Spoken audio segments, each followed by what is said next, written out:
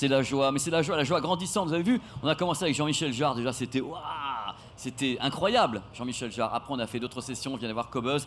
Et maintenant, vous êtes toujours avec nous ici, au Palais des Congrès, au Paris Audio Vidéo Show, le seul, unique, le plus grand salon qui est à la fois, on va dire, high-tech, hi-fi, home cinéma. Là, il est plus grand que jamais, vous avez des salles de partout, vous avez des démos, des produits en avant-première, on a des invités, des guests, comme Jean-Michel Jarre, il y a des gens formidables partout. Mais là, maintenant, ce que je vais faire dans cette session, c'est un truc qui personnellement, très égoïstement, me fait kiffer. Pourquoi ? Parce que j'ai eu la chance d'être DJ. Quand j'étais tout jeune et que j'avais tout plein de cheveux sur la tête, j'étais DJ, je me suis bien amusé dans ma Normandie natale. Et quand j'étais DJ, j'ai bossé avec une platine.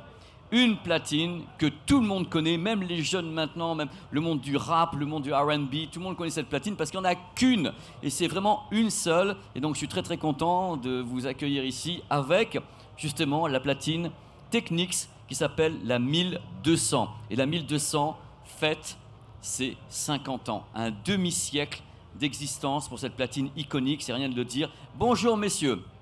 Hello. Bonjour Pépé. Good to see you. Good to see you too. I know you're there.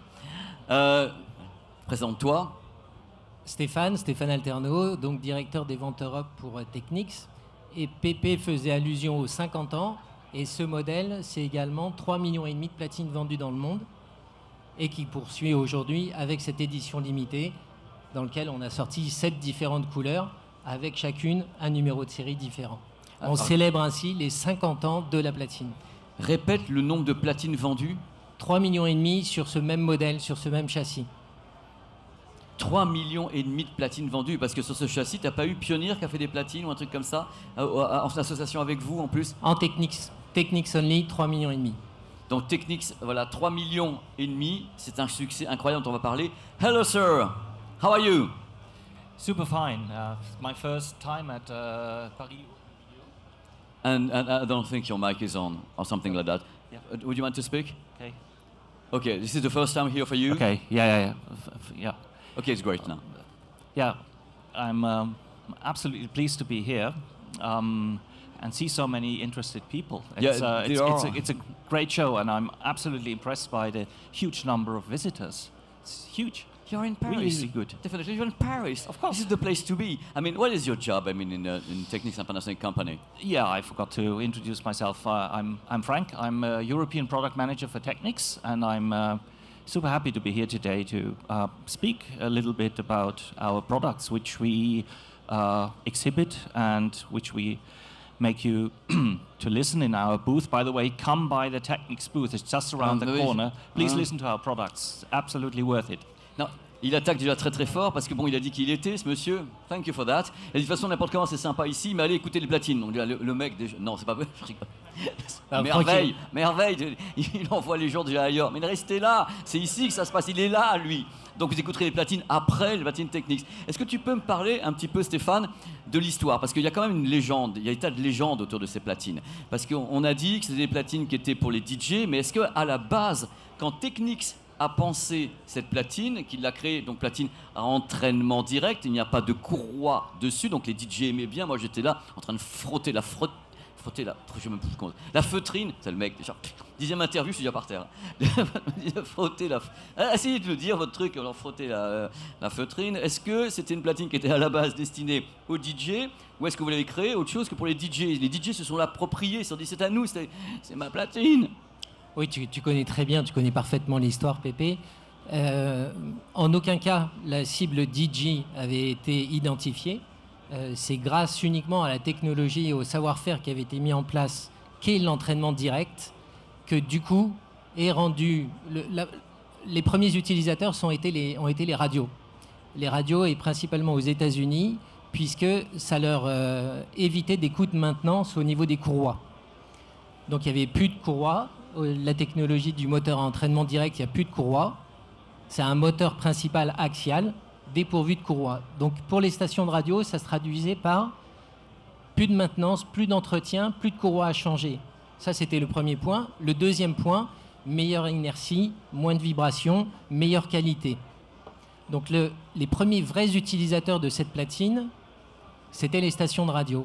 Et est venu ensuite le DJing et principalement le scratch, avec plusieurs légendes aux États-Unis nées à travers cette platine.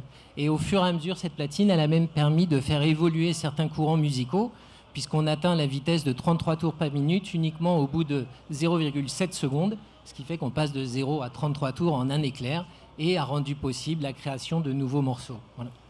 Merci. Do you think, sir, that that kind of thing saved the vinyl? I mean, at the beginning of the 80s, because there was the CD audio at this time. Do you think that that kind of thing saved the market of the vinyl? I'm absolutely sure this unit did. Not simply because many people used it as in private. I think it was mainly a working tool for the DJs globally, all around the world. Yeah, and although many people used it at home, I think the real victory of this turntable concept was transported by the clubs worldwide. Yeah, there's millions of clubs all around the world that used this. Millions of artists, yes. I mean, to play with, and all the, you know, the R&B, rap, and all that kind of thing. Absolutely. Yeah, it is. Yeah. And what most people, I think, don't know is that, you know, Technics invented the direct drive in 1970. Yeah, and it was not planned that it's gonna become something that would be used for scratching. Eh? This was the only good one we got at the beginning. I mean, everything was just rubbish, you know, the audio system from Denon, and no, come on. It was the best one we got. Yes. This is why. Because it's very reliable. You don't need to, you know, change the belt or something, so there's absolutely low maintenance. And the DJs working for the radio studios, they experience, wow, that's great, I've got a direct drive. And it's fast. So this is super fast, fast at reference speed. And then later the DJs or the musicians detected that, wow, because it's very stable, you can do something like this, and then new form of art was born, and this was, you know, hip-hop music. J'ai traduit un petit peu parce que quand même, c'était thank you sir. Alors bien sûr l'idée de base c'était qu'il y avait les radios, mais on s'est rendu compte rapidement de la fluidité, de la façon dont on pouvait travailler avec la platine. Donc les DJ s'en sont emparés et dire voilà on peut faire du scratch. C'était le début en fin de compte de tout le scratch, c'est-à-dire ce moment, avec le rap on pouvait scratcher. Il y avait des groupes comme Grandmaster Flash, il y avait Run DMC qui travaillaient justement avec les platines Technics. Il y avait tout ce qu'on appelle un championship de DJ dont DMC qui travaillaient, qui sont partenaires de Technics, qui travaillaient, tous les DJ voulaient bosser avec. Pourquoi? Comme l'a dit le monsieur en anglais, il n'y a pas de courroie, démarrage rapide. Moi personnellement en boîte de nuit, je l'ai eu pendant 9 ans, mes platines Technics. J'étais là, je tapais, je partais, il n'y en a jamais une qui m'a lâché. Et ça, c'est reliable, c'est ça, c'est que c'est incroyablement solide. Moi j'ai quand même des potes en boîte de nuit, on sait ce que c'est, qui étaient à côté de moi. Il y a eu des verres qui sont tombés malheureux avec des boissons dessus, et ben malgré tout tu nettoyais ta platine, pas au Karcher j'entends, et ça repartait. C'est increvable, c'est une 2 chevaux quoi. Et ce qui est marrant Pépé aujourd'hui, c'est que sur le stand, quand on présente ce MK7, on rencontre des clients qui nous disent ben, moi j'ai encore la MK2 qui fonctionne toujours. Ah, mais la mienne fonctionne, les deux fonctionnent, hein. C'est incroyable, totally reliable. I mean, you cannot make this die. I mean, it's going to last forever. I'm going to die before this. Say yes. Yes, thank you. It might be like that. Non, mais le truc, c'est on est dans la légende pure. I'm going to talk about the future. Do you have something coming regarding that kind of thing? You changed the color of it. You got how many colors do you have? For this one, it's 7 colors. 7 different colors. There's a yellow one. Absolutely. I mean, it's amazing. I've just never seen this like this before. It's just like a bird. And do you have anything planning for next year? I mean, something new. I'm going to talk about one thing first. I mean, the price. Because when I used to work with that kind of thing, it was a very low price. There was a kind of something, a new beginning for you. And the prices were very high, different kind of turntable, very hi-fi, very high prices. I mean, today, if I'm here in France, I want to buy this. How much is it? How much will it cost to me? 1,000 euros. 1,000 euros. That's 1,000 euros. 1,000. This is the less expensive, and the most expensive one is of the 1,200 here, actually 5,000.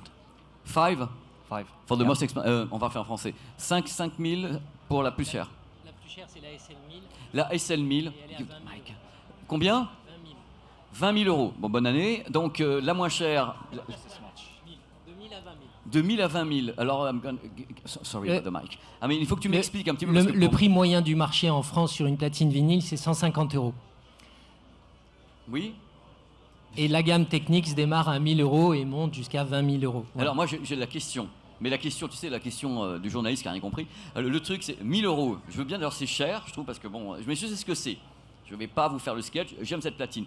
Quelle différence entre le modèle à 1000 et à 20 000? C'est serti de diamant, c'est un truc. Alors, la Quincy Jones qui l'a signé, Michael Jackson, dites-moi un truc, quoi, il faut me faire rêver.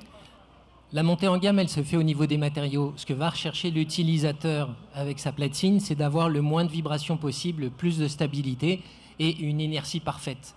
Et donc, pour aller chercher cette inertie parfaite, on va monter en gamme en utilisant plusieurs matériaux, à la fois dans le châssis, dans le plateau. Au niveau du bras, par exemple, on va passer de l'aluminium à du magnésium, qui va être beaucoup plus rigide, qui va être un meilleur conducteur.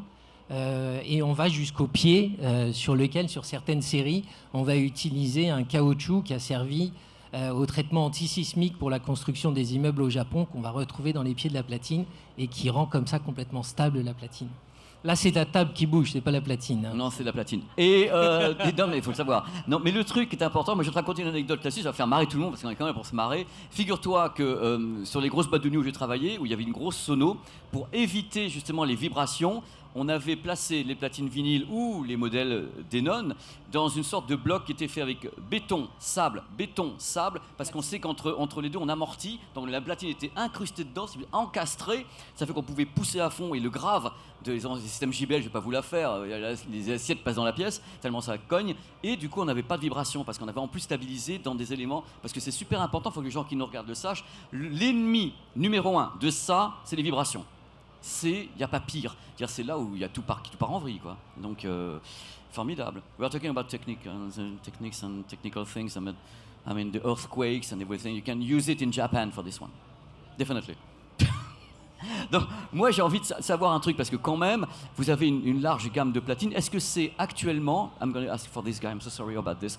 Est-ce que c'est actuellement la seule gamme de platines que vous avez encore en vente en France, les 1200? Vous avez d'autres gammes qui ne sont pas celles-là? So sorry about this, sir. I'm so sorry.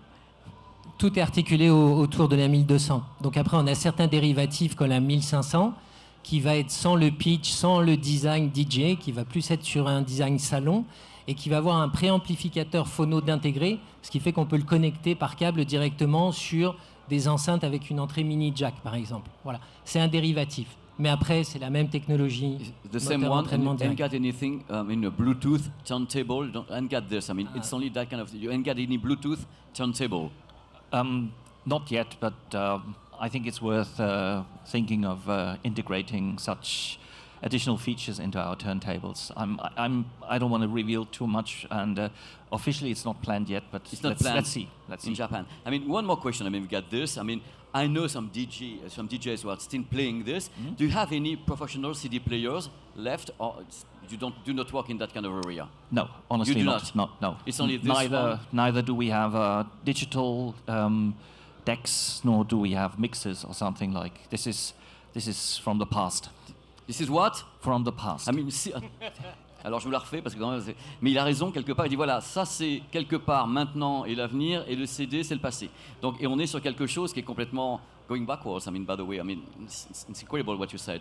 C'est vraiment ça, parce que le vinyle continue à être acheté, à être utilisé. Les jeunes aiment bien justement le côté qui les relie peut-être au R&B, au rap et autres. On voit toujours dans les clips des gens en train de jouer de la platine Technics. Et le CD, étant donné son format petit, encastré, on ne peut pas vraiment le montrer, il n'est pas funky. Tandis que le vinyle reste complètement visuel, funky et autres. Donc c'est pour ça que vous avez encore beaucoup de trucs à vendre chez Technics. Vous n'avez pas fini de nous ennuyer. Hein. Bon, allez, Pépé, il y a un bon indicateur. Pépé, c'est le marché des vinyles aux États-Unis. Sur l'année 2021, les ventes de vinyles ont dépassé les ventes de CD. Et ça, pour la première fois. Ça, en même temps, ça fait flipper, et c'est normal. Parce que le côté vinyle, c'est l'objet qui plaît beaucoup. Et ce qu'on trouve sur les CD, on l'a en streaming. Donc le problème, il est là. Maintenant, plus il y a de vinyles qui sont vendus, plus on est content. J'ai envie de dire c'est le mot de la fin, mais non, parce que les mecs. What's going to be the next future then? You're working on a new model. I mean, for maybe 2 years' time, would you keep this one for maybe as long as you're going to live and I'm going to live? Yeah, I think the MK7, whether it's limited or not, at least in the black and silver version, we will definitely keep for the next years. Yeah, and there's new developments in the pipe already. Yeah, I don't want to reveal too much. Anything. I mean, you came to Paris, you came to me, and you say I don't want to talk about this. I mean, you got secret plans and everything. You don't want to talk about anything. Come on. Yeah, I'm a gentle guy. Look at me. I'm gentle. I want to know. Be sure we're going to bring very interesting products in the next years. Thank you for that, sir, and thank you for being here. Definitely, thank you. Voilà, ça va être, it's going to be the end, la fin de cette petite session comme ça. Merci, on peut les applaudir parce que vraiment 50 ans de la platine vinyle, c'est quand même... pourquoi je suis cadré comme ça? Voilà. Ah je vais me rasseoir du coup. 50 ans de la platine vinyle chez Technics avec 1200. C'est une joie, c'était une joie de leur parler, c'était une joie de pouvoir voir le produit. Donc en 7 coloris différents, des coloris de folie, donc de 1000 € à 20 000 €. On se retrouve, là je suis debout. On se retrouve après pour une autre session, on va encore bien délirer parce que je crois qu'il y a des grosses marques qui arrivent. Et ne ratez pas 17h30 ce qui va se passer ici. Sony, 50 ans également de vidéoprojecteurs. C'est incroyable ça. Presque mon âge, je sais pas. Hein. Allez, les mecs déjà soucis. À tout de suite, restez